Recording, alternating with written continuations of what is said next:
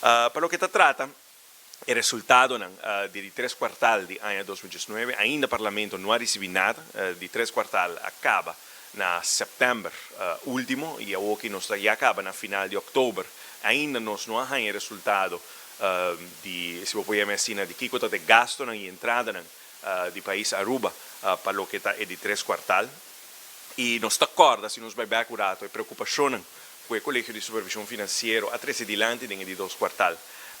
qual não aguenta o governo na acordo com o governo mês aí com a Holanda para o que está trata e gasto de personal, nos recorda a cifra de 479 milhões de florim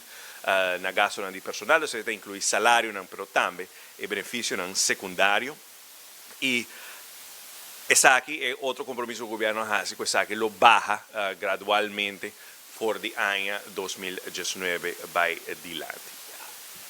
Segundo o governo holandês, essa aqui lo necessita inclusive e gasto di personal cutasali for di crisis plan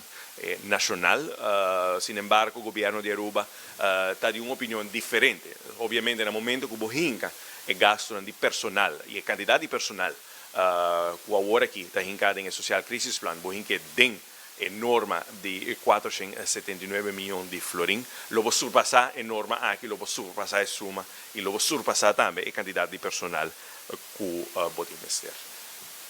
Também dentro de 2/4, CFT nota certo risco com o potim para de 3 e de 4/4, qual ainda nota conheci, especialmente da parte de belasting, mas também dividendo de empresa estatal. AZV também todo ponto de preocupação que está premiando déficit adicional de 2 milhões de florim para o ano 2018, nós estamos falando de ano passado, e ongeveer 8 miljoen para o ano aqui, dus dentro de 3/4 essa aqui lo me se refleja também, para que impacto tem arriba o presupuesto.